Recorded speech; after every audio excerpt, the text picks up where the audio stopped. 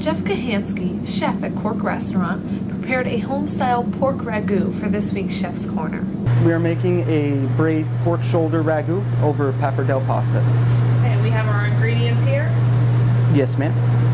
We're gonna heat our pan over medium heat. We're gonna add our butter, 2 tablespoons, and about the same amount of extra virgin olive oil. It'll lower the smoke point. And we're gonna take our pork shoulder. You wanna heavily salt and pepper all sides of it. It is a bone-in pork shoulder. Now, is that what you would recommend people at home using, the bone-in? The boneless would probably be easier for somebody at home. For here, it's gonna intensify the flavor.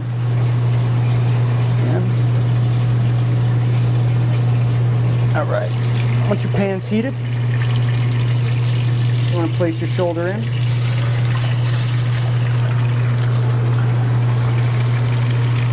And we're going to sear all sides. And once that is seared off, we're going to remove it from the heat. I'm going to drain a tiny bit of the liquid out, the oil. All right. Looks great. Thank you.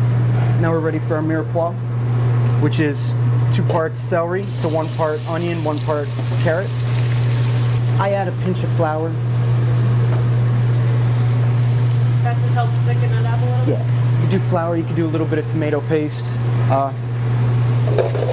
Like I said, it basically makes almost a mock roux. Add the garlic. Also essential in almost everything. Yes. And a little more salt and pepper. We're cooked almost all the way through. We're gonna deglaze. Basically what deglazing does is you're gonna use any sort of liquid, a wine, chicken stock, water, if that's all you have, and you're gonna get all the little bits of the protein that are stuck to the bottom of the pan. It'll intensify the flavor even more. So we're gonna add, what I'm adding is Cabernet Sauvignon. We'll give that a little stir. I'm going to add, I have a 28-ounce can of whole plum tomatoes that I crushed by hand. We're going to add those in.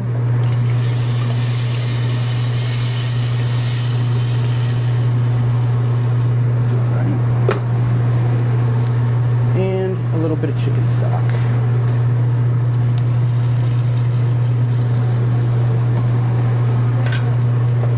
Give that a stir. Now we're going to bring this up to a boil. Once it hits a boil, not a rolling boil, just bigger bubbles, we're going to turn it right down to a simmer, which are little bubbles. We're going to add our protein back in, cover with foil, and we're going to put it in a 325-degree oven for roughly 3.5 to 4 hours. Now with braising, you want to make sure that it's at least halfway full with the liquid. Otherwise, it's a roast or a baking of it. Here. Okay, so as you can see, totally cover itself. Yeah. All right. If you're using a Dutch oven, would have a lid. We don't have a Dutch oven here, so. All right, we're gonna cover.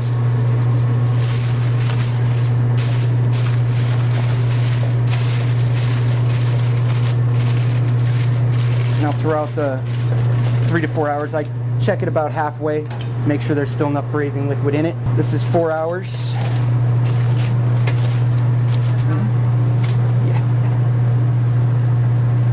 This. We'll remove this from there. Oh. As you can see, it's falling apart. That's what you want. So it's really tender. Very definitely tender. See it's, there's just meat falling off the bone. So. Yes. For this dish especially, we're going to use 2 forks to kind of shred it. And what I do after I take the protein out, I'll put the braising liquid back on the heat and we'll reduce it by half. You want to have a little oil, a little bit of salt in your pasta water. The homemade pappardelle takes about 4 minutes. I don't even need 2 forks. We're just gonna shred, pop it in. And I like to heat it, even though it's hot, I like to heat it a little bit more with the sauce. Wow, it just falls right off the bone. You don't even need hardly any utensils at all. No, not at all. I mean, this is something you don't have to do it. You could do this the day before and then shred it the next day and pop it into the sauce. I'm going to add a pinch of oregano, a little fresh parsley,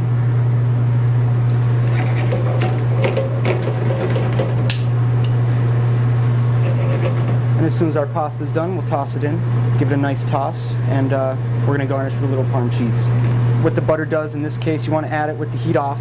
It's called mounting the sauce. Basically, the butter fat will thicken the sauce a little bit, create more of a sheen, and it'll just round out the flavor pretty well. When the pasta's done, you want to make sure it's fully drained. And we're going to go right from the water, right into our ragu.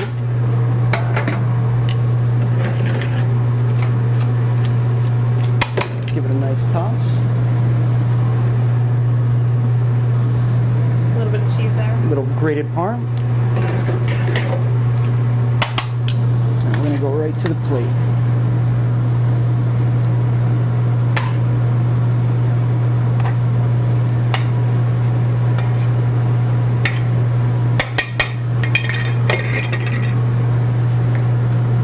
A little bit more of a garnish. A little bit more Parm cheese right on the top.